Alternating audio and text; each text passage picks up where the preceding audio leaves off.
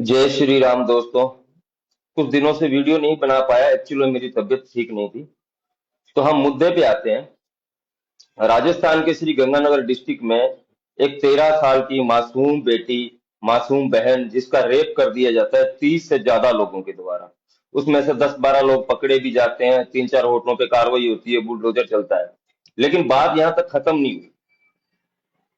Actual में जो लोग पकड़े गए हैं, जो दिरंदे घूम रहे हैं, मैं उनको क्या बोलूं, राक्षस बोलूं, हरामखोर बोलूं, कुत्ता बोलूं, ये सब वर्ड बहुत छोटे हैं, बहुत कम वर्ड है ये उनको बोलने के लिए। मैं उन लोगों से इतना ही कहूंगा कि हो सकता है कि तुम्हारे घर में बेटी नहीं हो, तुम्हारे घर में बहन ना हो, माँ तो है। और वो माँ कभी बेटी भी थी, कभी बहन भी थी, जिसकी कोख से तुमने जन्म लिया। यार, तुम्हें शर्म भी नहीं आई एक बार ऐसा करने में? चंद पैसों के लिए जिस ऑटो ड्राइवर ने बेच दिया मुझे, मैं ना बोलने में और आपके सुनने में बड़ा आपको आसान लग रहा होगा, लेकिन ये पल इमेजिन करना बहुत मुश्किल है। जिस बेटी के साथ हुआ उसको, ये इस जो बीत गया समय है, बीता हुआ समय, उसको याद करना और उसको जीना बहुत मुश्किल है। और मैं चाहता हूं कि ऐसे दरिंदों को एक ही सजा मिलनी चाहिए, मौत की सजा।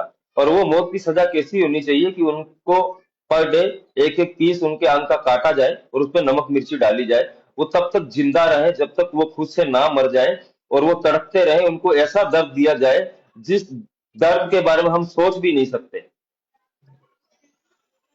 और कुछ दरिंदे तो घूम ही रहे हैं, लेकिन आपको हमारे हिंदुस्तान का कानून तो मालूम है सब लोगों को कैसा है। सेशन कोर्ट से हाई कोर्ट, सुप्रीम कोर्ट, दरिंदे घूमते रहते हैं। अजमेर कांड 1999, या आपको याद होगा कि हुआ था, उस पर कभी फिर बात करेंगे। तो मेरा कहना इतना ही है दोस्तों कि जिनके घरों में बेटियां हैं, उन्हें अपनी बेटी को, खुद को सुरक्षित रखना होगा। बेटी पढ़ाओ, बेटी बचाओ, इस पे ही सीमित नहीं रहना हम लोगों को। देखो, मेरी दो बेटियां, एक 5 साल की, एक 10 महीने की है। मुझे डर लगता है कि हम कैसे समाज में जी रहे हैं, हम कैसे शासन में जी रहे हैं, कि क्या होगा आने वाले समय में, आगे क्या होगा। अभी अगर ऐसा हाल है तो आगे क्या होगा। तो मैं जितने पेरेंट्स हैं जिनके घरों में बेटियां हैं, चाहे वो 5 साल की, 10 साल की, या 3 साल की, जितनी भी है, मैं उन पेरेंट्स पेरेंट्स को एक ही बात बोलना चाहता हूँ कि आप अपनी बेटी की सुरक्षा खुद कीजिए। आप अपनी बेटी को सिखाइए गुड टच क्या है, बैड टच क्या है। और पर डे आप अपनी बेटी से पूछिए कि आपको सर ने, मैम ने क्या पढ़ाया है, क्या बोला, क्या बातचीत हुई है।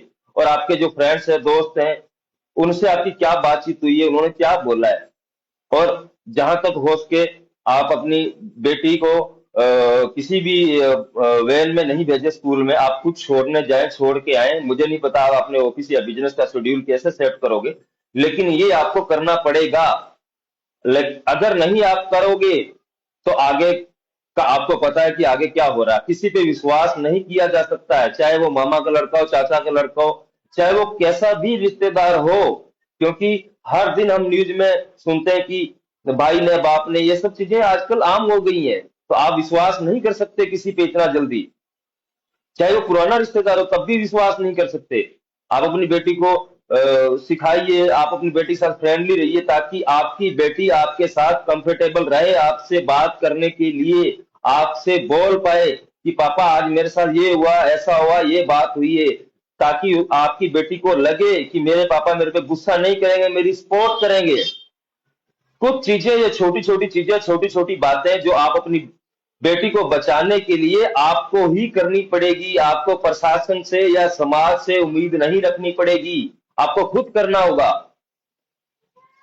अपनी बेटी को सेल्फ डिफेंस सिखाइए, कुछ भी कीजिए, ईच एंड एवरीथिंग, लेकिन आप अपनी बेटी के साथ फ्रेंडली रहिए।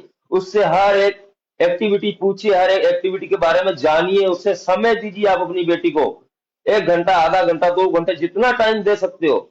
ये माँ का फर्ज नहीं है कि माँ ही बेटी की संभालेगी। एक बाप का बहुत बड़ा इसके अंदर रोल है, एक बाप का बहुत बड़ा फर्ज है कि वो अपनी बेटी को समझे, उसके साथ फ्रेंडली रहे, वो कंफर्टेबल रहे, बेटी अपने बाप को बता सके अपने जीवन की हर एक छोटी छोटी चीज।